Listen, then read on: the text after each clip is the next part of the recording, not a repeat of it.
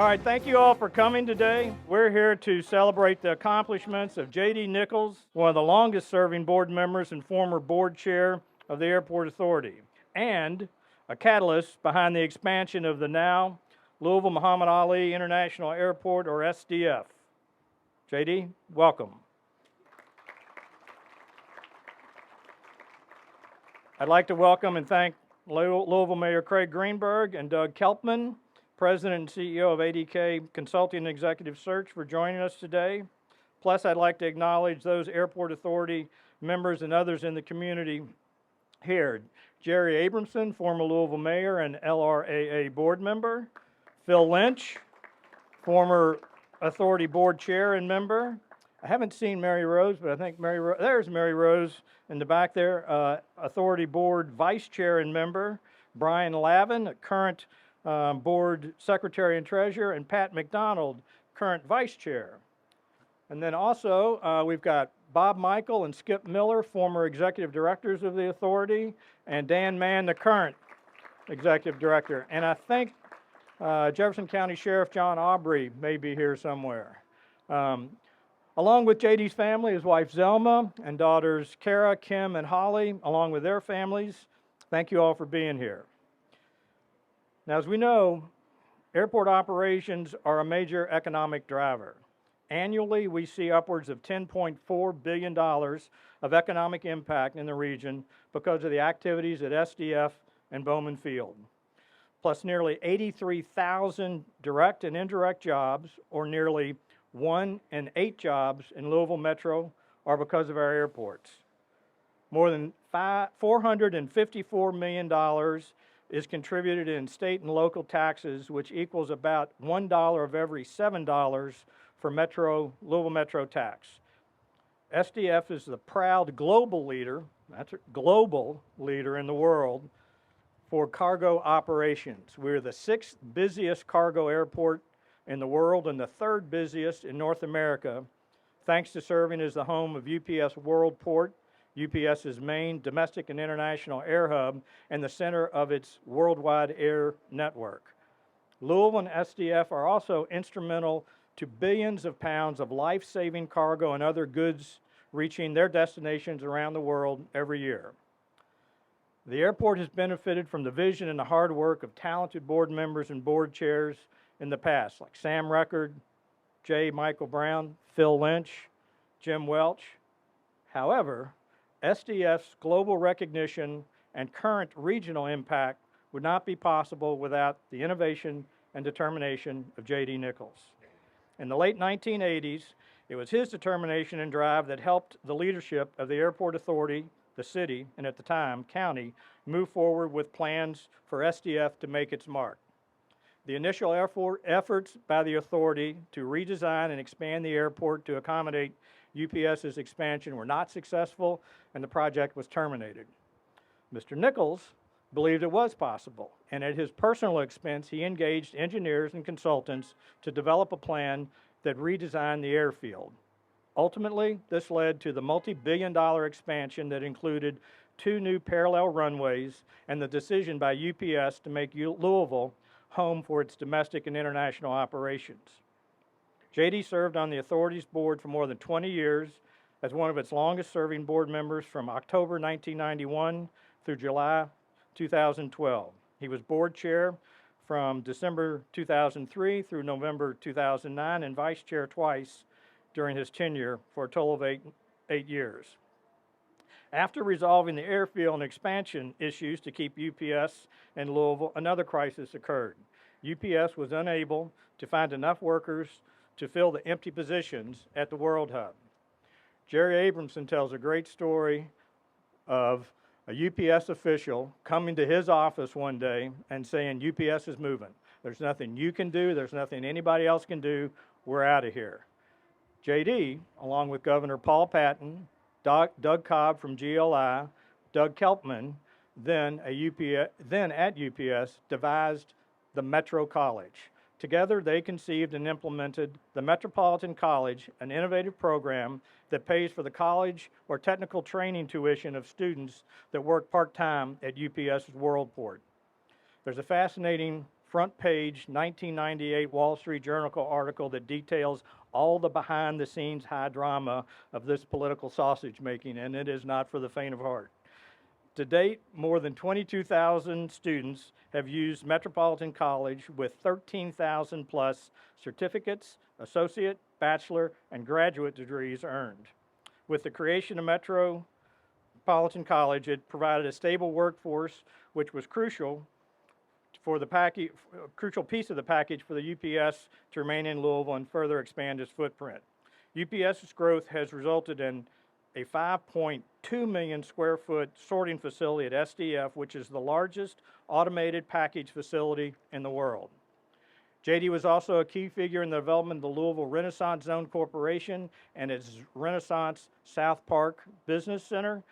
This is a 680-acre business park which features 6.7 million square feet of facilities under 13 businesses, on the roof of 13 businesses with approximately 3,200 employees, including UPS's Centennial Ground Hub. The Renaissance Zone Corporation was the first TIFs district in the state of Kentucky, serving as a model for future initiatives. And it was a proven success story that we've been told is probably the best TIF ever in the state of Kentucky. It's provided $81 million in infrastructure projects to date. And while these mentions may be brief, they are a mighty example of JD's many enduring contributions to SDF and the community. Professionally, he successfully led NTS in the development and management of 10,000 acres of land and more than 11 million square feet of real estate throughout the country. Beyond the Airport Authority, he has served on the boards of numerous community, civic, and charitable organizations, including the University of Louisville, Kentucky Council for School Performance Standards, President's Society at Bellarmine University, and the Executive Committee for Greater Louisville, Inc. And while his talents have spanned to many in our community, I think we all believe that because JD's a licensed pilot and kind of an airplane geek, we like to think he has a special fondness for success at the Airport Authority. JD, on behalf of the current board, thank you. Thank you for your leadership, your vision, and determination to shape SDF, allowing us to evolve as a global leader in cargo and economic engine for our region. Thank you. And Doug, I'd like to invite Doug Kelpman from ADK Consulting and Executive Search, as well as a longtime friend of JD's, to say a few words. Doug?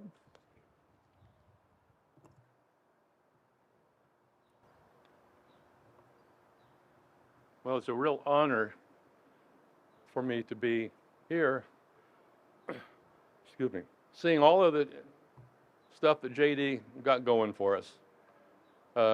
We're sitting in a parking lot roadway here, a very interesting place to hold a special event. But I want to honor the long life of JD from a UPS perspective. I served as Vice President of Government Affairs and Public Affairs for UPS for 17 years in my career. And I retired early in 2000, 2001. 1980, we started air operations in Louisville. 1982, we started next day air service in Louisville on a 35-acre apron, and initially with 135 personnel. 1985, a separate operating entity called UPS Airlines was created and headquartered in Louisville. Next day air services had grown to be 48 contiguous states, Hawaii, Puerto Rico, and our first intercontinental service to Europe. In 87, we embarked on establishing UPS Airlines, which means we have an FAA operating certificate, and those aircraft are now being flown by UPS personnel, pilots, mechanics, maintaining them, and that was 85 aircraft. Then something else happened in 1988 as well. We were beating all of our forecasts, both domestic and international, and the challenges did begin to materialize. The runway infrastructure at SDF was not going to be adequate to support our new growth projections for packages or employees or airplanes. So we began a very confidential process, both internally and externally, utilizing the airport code of SWE. Now, that's actually not an airport. It stood for somewhere else. The same airports that we looked at previously, Dayton, Cincinnati, Nashville, Indianapolis, we were looking again. 3 of the 4 had lost their hub service, and they were extremely interested in talking to UPS. Then along comes J.D. Nichols. Now, I met J.D. at the Hurstbourne Country Club. We both had a love for aviation. I've been in it all my life. He flies big jets. I fly small little airplanes.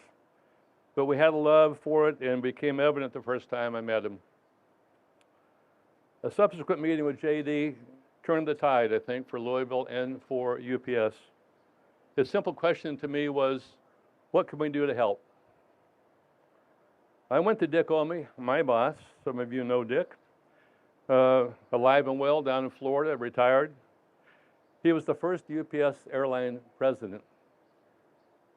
And I said, if I am careful, I would like to tell JD about our SWE study in general terms to see what his reaction is. Dick said, you got it. So I did, and the rest is history. JD did step into action. A lot happened. We did form a confidential study group with engineers from NTS, JD's company, Jack Blaisdell, our UPS facilities engineer, Bob Michael, then the airport director at the SDF, and me. A planning concept for the project was created, and it was huge, as you all know now, but back then we had no clue. The big day is Saturday. I remember distinctly, we walked into JD's conference room, and I said, this is a good guy. He's got my Cinnabon cinnamon rolls sitting there waiting with a cup of coffee. It was a great day for us that he rolled out this strategy, not only for us, but for the passenger carriers here at SDF. He had gathered some very influential businessmen in the community, including our mayor for life, Jerry Abramson, and Harvey Sloan, our Jefferson County judge. Dick Olme and I were flabbergasted as JD laid out the scenario to keep UPS in Louisville and keep pace with our growth demands. Hearts were pounding, at least mine was, and dry mouth kicked in for me as the discussion lasted a better part of the day. And JD, in essence, at the end of the day said, who is in? And of course, everybody was looking at Jerry and Harvey because we knew that this was an extremely big political decision for them. Much to their credit, both Jerry and Harvey gave us a thumbs up, said we're in, and Jerry, thank you for that.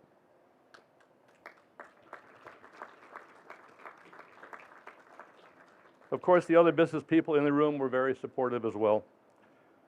And when the Airport Authority announced in 1988 the Louisville Airport Improvement Program, LAIP, Bob Michael and I were honored. Airplanes make noise, don't they? Sorry. Bob Michael and I were honored to be LAIP co-managers, but a lion's share of credit goes to the Cordino and Associates group, who were retained to develop the project. I know Joe Cordino is not here, but Bert Deutsch is here somewhere. Thank you, Bert. You guys did a fantastic job, and still doing a job, I guess, on some things. They did a masterful job of bringing the new SDF to reality. JD, we stayed in Louisville. Dale mentioned the information about Worldport. There's already 150 customers that relocated to the Louisville area to be near the UPS hub. We have 294 aircraft in the fleet. UPS has 294 aircraft in the fleet today, what we call brown tails. Little did we realize at the time, JD, what a huge impact your strategic involvement and dedication would be. Louisville thanks you, UPS thanks you, the airport thanks you. I personally thank you, sir. Job well done.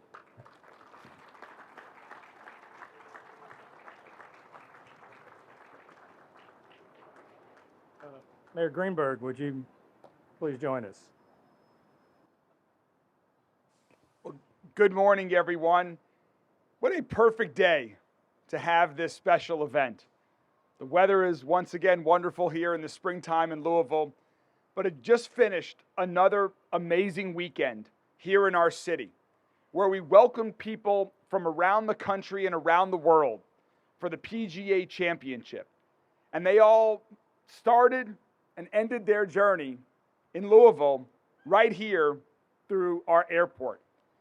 And one of the great things that comes after a record-breaking weekend just 2 weeks before for the 150th Kentucky Derby.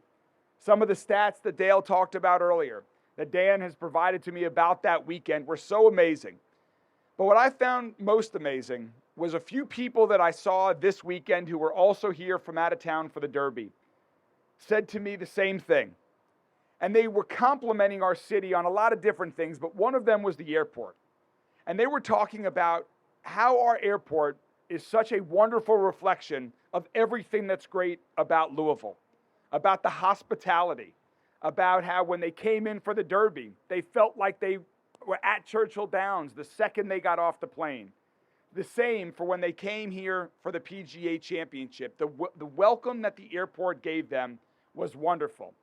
And we have an amazing director and Dan Mann, a great board chair, and Dale Bowden and their teams to thank for where the airport is today. And so Dan, Dale, to you and your entire teams, thank you for the wonderful operation that you lead here at our airport. But we're here, yes. And what we're hearing about today is further proof that the current airport teams are truly standing on the shoulders of giants, of Mayor Abramson and what he has done not just for this airport, but for our entire city. The leadership that he has provided to help the airport get to where it is in our city, that we can now grow to new heights from where we are, is unprecedented. Mayor Abramson, thank you so much for your leadership. And then, of course, there is J.D. Nichols.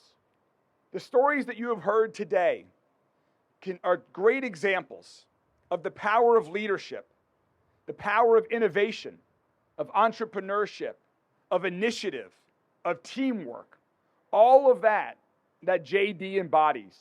That J.D., by having an idea, by having a passion for this airport, for this city, for this state, and then getting the right people together at the right place to truly make innovative things happen, is amazing, J.D. Thank you so much. Just think about where our airport would be without the leadership, initiative, innovation, and teamwork that J.D. has put together over his 20 years of service to our airport. But then even more so, think about where our city would be. Think about where our city would be had UPS decided to go somewhere else. We would have lived in a very different city than we do today. And so, J.D., on behalf of the entire city of Louisville, thank you for what you have done to support this airport, to support this city, to make Metropolitan College a reality, to keep UPS here and keep it growing. And we're going to continue. We can see the great new hangar that is just part of what UPS is going to continue doing in this city. And when you think about all of the other jobs that it's created, all of the other opportunities that we have to attract events like the PGA Championship to our city because of this airport, it is truly amazing. And so thank you, J.D., for what you have done with your leadership, with Mayor Abramson's leadership, with the continued leadership of Dale and Dan and everyone else. We can truly continue to move Louisville forward in an exciting new directions. Congratulations and thank you. How are we doing?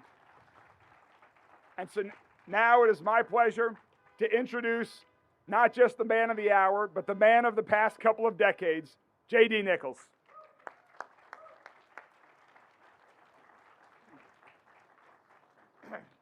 Well, my talk is going to be very short because between Doug and Dale, they covered everything that I had to talk about. So there's nothing much left. I will say it was an effort by a whole lot of people, not just me. And Jerry was very involved, and Bert Deutsch was involved, and not going to try and get into how many more people. It was, dozens of people or hundreds of people that worked very hard to accomplish what we accomplished.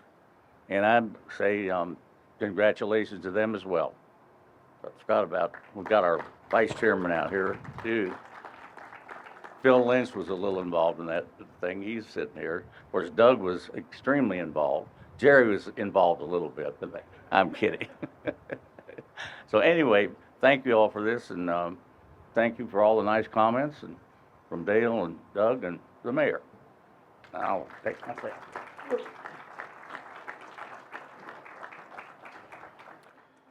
Thank you again, Mayor Greenberg, Doug, and importantly, JD, for the acknowledgement, stories, and memories we shared today. I would be remiss in not recognizing that this celebration would not be taking place if it wasn't for Tommy Elliott. Tommy was instrumental in ensuring this community celebrated JD for his tenacity and drive, and that the transformation of Louisville Muhammad Ali International Airport has permanently shaped our community. I know Tommy's up above smiling down on this day. And I'm going to close with two sort of exclamation points that are all fact-based. According to the Courier-Journal in 1988, then Airport Authority Chair Frank Howard said, "It wouldn't have happened without J.D. Nichols." And after J.D. figured out the design issues, one of the people he got involved in helping him was David Jones. And there are lots of legends about the two of them and how they traveled back and forth on helicopters to work the legislature over in Frankfurt. And J.D. has always, as he did a moment ago, given credit to others that were involved in this. And Mr. Jones told me several occasions, once I came on the board of the Louisville Airport Authority, that UPS would not be here and we would not have a logistics economy if it was not for J.D. Nichols, full stop. I think that's what we've shown exactly today. And so if you guys want to come up and we'll pull a curtain up behind.